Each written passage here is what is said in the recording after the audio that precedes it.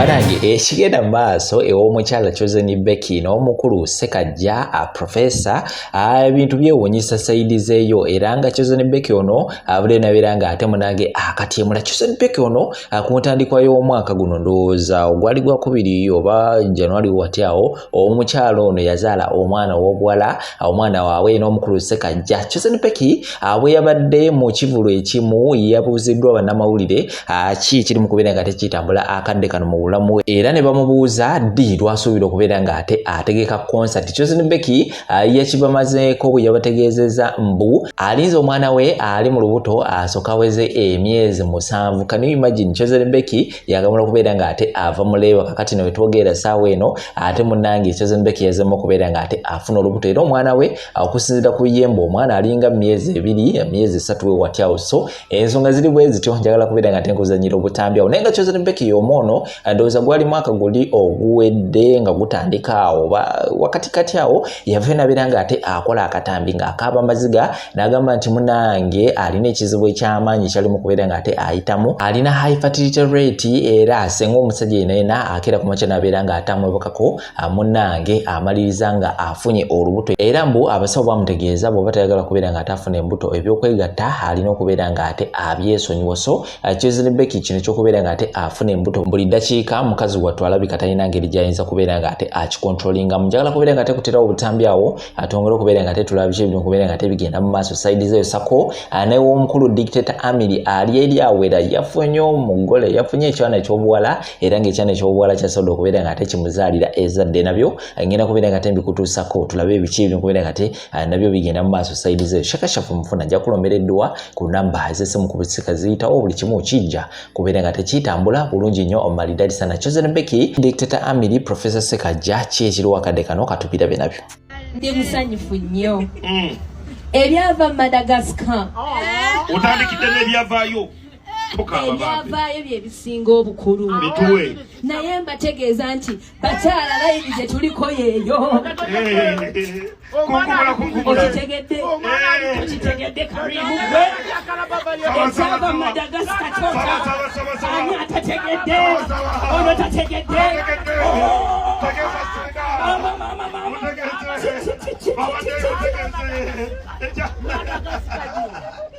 Madagascar. Buli muntu agambe nti Madagascar. Neyibawo mugambe. Madagascar.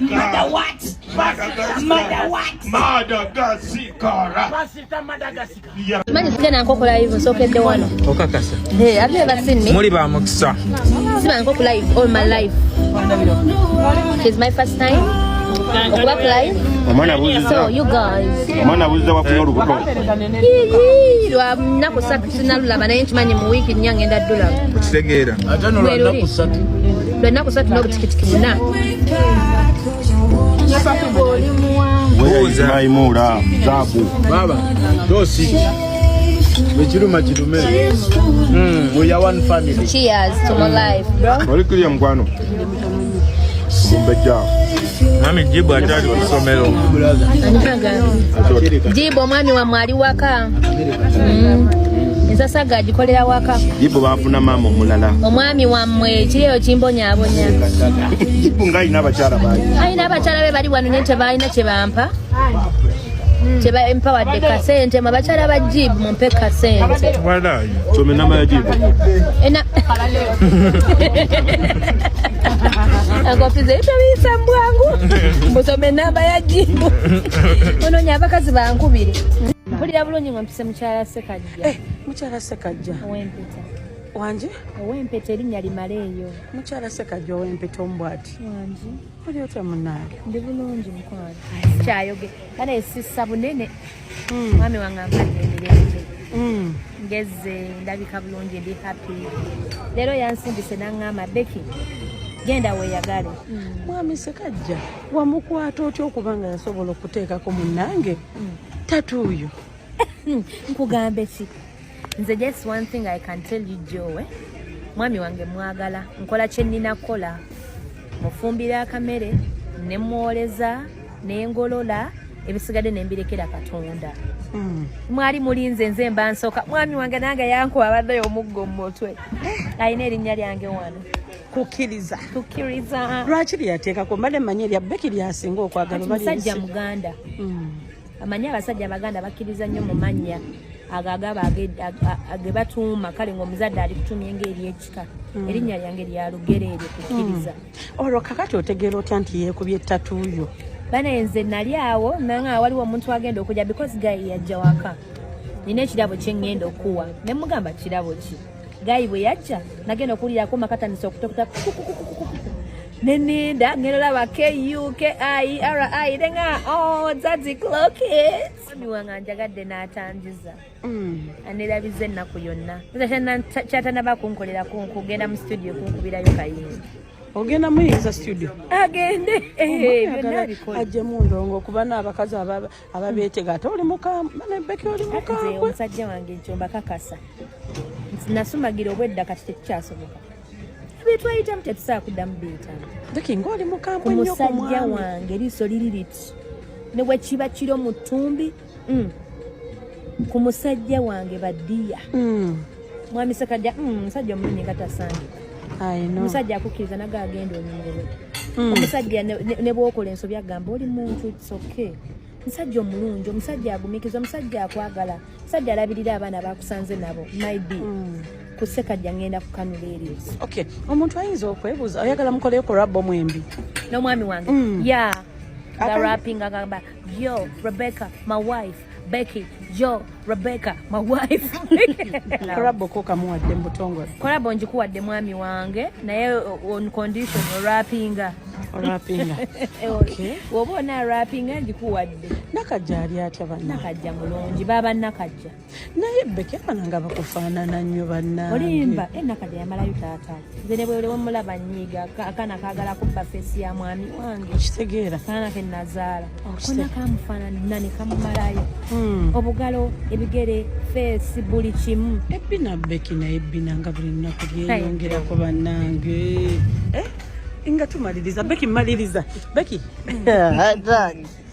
nange Becky abantu abamu batuuse n'ogamba ba Becky alyambala bwambazi kati bannange sambala bina kisuse bwe kirina omwami wange omwami buli wanjagala ate n'akamakala ak'ebbina kaba musajja n'abasinga tebakategeera katya maama kati batugambye mbu oyinza okuba mbu omulimu Kasekajja wiiki emu ne seconds nnya ka wiiki emu ne seconds akaki Kasekajja Becky oyina oli lubuto wiiki emu ne seconds nnya Becky ogenda kuzza ku mwana ati ogenze n'ombuza Nakajja ali ate naye kugamba baba Nakajja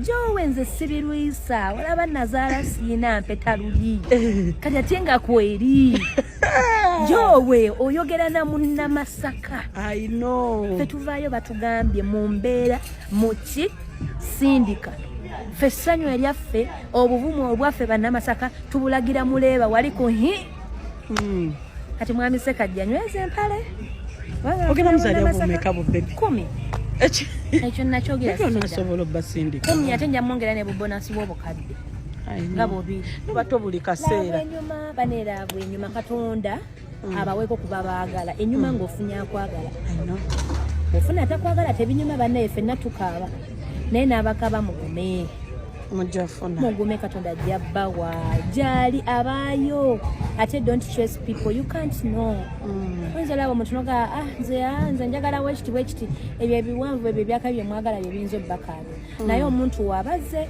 ne mukwatagana mu mitima bannange you just move abasajja balungi gye bali I witness nga temuva ku nnyonyi ye bannange tetusobola zivaamu lwaki ffe twatonya mu nsi y'omukwano buli omubeera mu nsi y'omukwano abazungu batulabako obulabi ne bagamba lovely couple oh my god look at them what is your name natubagamba we are the Sekajjas oziko nasubiza abantu kikosa tingenda gireeta ng'olubuto lwa myezi 7 ate era bwebezze buli mukyalo w'olubuto ayingirira bwereere buli munnamasaka nga buli mukyala single mother nga bamutwala n'abaana be bana ayingirira bwereere so ebirungi bikyali akatale ke kabanaye buli omu waali alaba vidiyo eno fukamire oba owandiikaawo ogambe nti mwami Ssekajja bwe bali kwagala Becky n'abaana be. Tatuyo ogifuna ddi ye? Eya mwami Ssekajja wano. Ogifuna ddi? Akaffe oba ogirina? Akaffe ngenda giteeka wano mu lwatu nga buli omu alaba. Ate mane bwe ndigisawo siddamu kwambala lugoye lubikka wano. Chicken omukolo gwo tegwabaddeyo kabadde kabadi ze waliwo agampadde gonna. Nti omwala oyo si ye maama w'omwana, si omwana wa Tanitaniko oba ye Tanitaniko oba yaani, si yeye ze waliwo agampadde. Kubanga nalabye bonna be yayise Chicken nga bonna bafeeriya, bonna bantu banoonya mawulire. Kati kankubuuze mu bantu abo be yabadde nabo anayi kwabo ani ayina account nga bank statement esoma kawumbi bank statement ye ng'oggyeko kale Brian zine maama we kuba mukazi wa business maama wa Chicken ne Brian be babaddeyo ne Bad Black muggyeko kuba oli mafia buli kika kya center akikutteko abalala yani ono agambye Chosen Beck yali azijjewa naawe badeki gomanyi kye bayita bank statement ng'esoma akawumbi era ekyo kikazi Chosen Beck kijja kulya obutwa banekizunga kulya obutwa okimanyi singa gundi line z'amasimu zikola nga bwolaba bank statement n'ogenda oba line y'essimu ekikola nga nsobola genda mu Airtel nempayo line yange nembagamba mumpe statement yange bukyambankinga kuno sente. Okimanyi esimu yange yakarisivinga sente ziwera akawumbi esimu yokka ya Airtel. Chosen Beck enyende muli asilipa za lodge bano omukazi azinga. Kati abantu aba abaddawo omuntu owakabiye maama wa Chicken Brian ne Bad Black. Oyo Bad Black buli kika kya sente temula nti kati talina sente naye nakati arisivinga sente ziwera oyo Bad Black naye abasigadde bonna balunkubu. Ono agambye Shira Price nedda naawe betuleeta abagagga naawe atereka Shira Price afuna milioni 2 milioni 3 milioni 4 kwejalabya gwe wali ozo okusenola banga wali bank statement agundi nga message wali inako milioni 5 ku banka naawe baddeki ezo zibayita oyo omukazi Chosen Beck enyende muli yanga sapatu za lodge njagala okora omukoro kubanga nalabye bonna be yayise Chicken nga bonna bafeeriya, bonna bantu banoonya mawulire. Kati kankubuuze mu bantu abo be yabadde nabo anayi kwabo ani ayina account nga bank statement esoma kawumbi bank statement ye ng'oggyeko kale Brian zine maama we kuba mukazi wa business maama wa Chicken ne Brian be babaddeyo ne Bad Black muggyeko kuba oli mafia buli kika kya center akikutteko abalala yani ono agambye Chosen Beck yali azijjewa naawe badeki gomanyi kye bayita bank statement ng'esoma akawumbi era ekyo kikazi Chosen Beck kijja kulya obutwa banekizunga kulya obutwa. Okimanyi singa gundi line z'amasimu zikola nga bwolaba bank statement n'ogenda oba line y'essimu ekikola nga nsobola genda mu Airtel nempayo line yange nembagamba mumpe statement yange bukyambankinga kuno sente. Okimanyi esimu yange yakarisivinga sente ziwera akawumbi esimu yokka ya Airtel. Chosen Beck enyende muli asilipa za lodge bano omukazi azinga. Kati abantu aba abaddawo omuntu owakabiye maama wa Chicken Brian ne Bad Black. Oyo Bad Black buli kika kya sente temula nti kati talina sente naye nakati arisivinga sente ziwera oyo Bad Black naye abasigadde bonna balunkubu. Ono agambye Shira Price nedda naawe betuleeta abagagga naawe atereka Shira Price afuna milioni 2 milioni 3 milioni 4 kwejalabya gwe wali ozo okusenola banga wali bank statement agundi nga message wali inako milioni 5 ku banka naawe baddeki ezo zibayita oyo omukazi Chosen Beck enyende muli yanga sapatu za lodge njagala okora omukoro Junior gwere ogw'ebyafaayo gwereka wala yambula abawo omukazi yambula nonyeza omukazi ate omukoro godi tuyitako tugenda lwaki sigwa mukazi leka nsomese bano bakaddamu. Ono agambye Bruno K gwe basondera motoka milioni 27 naye baana mwe mubadde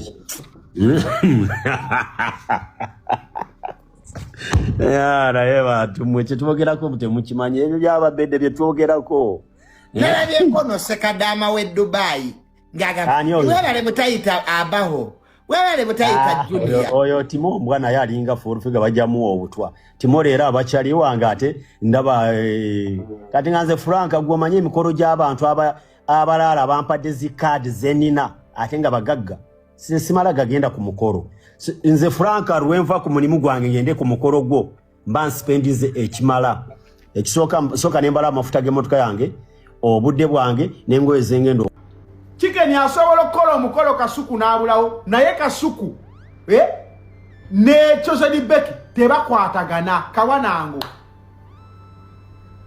kawanango goloza lwaki Kasuku Shalom Chicken tiyabayise abo mikwano ja Chicken nnyo nga gyenkomeza bonna Chozeni Beki yabagobye ge mazima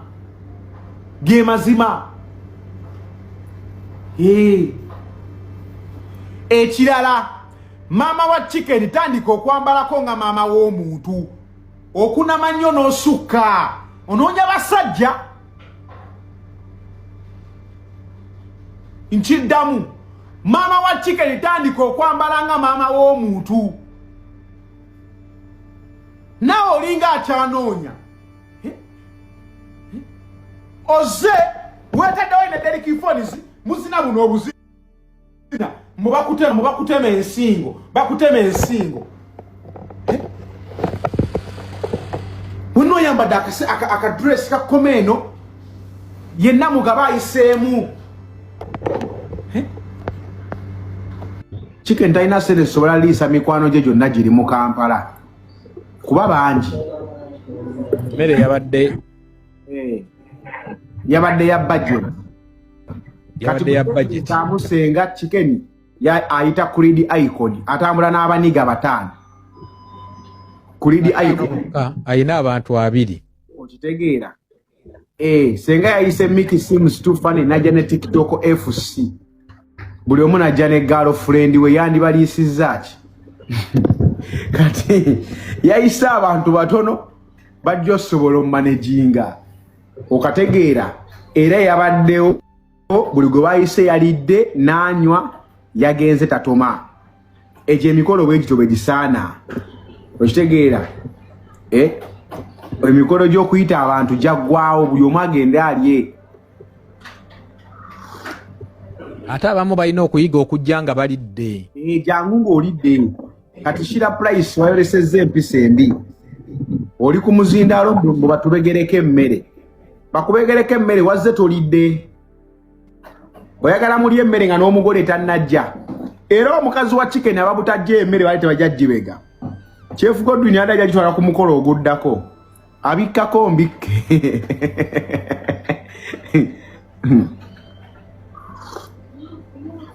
Chef Godwin adajja bikkako mbikke omufumbi we ku mikolo emmere bagende bagigabula ewalala sebe emmere baadde bagisasulidde nga tasobola gibikkako wa Chicken yaguze buli plate yaguze plate yaguze emmere mbweberaawo yasasudde buli yagaye buli alya gombalira gwobegera gombalira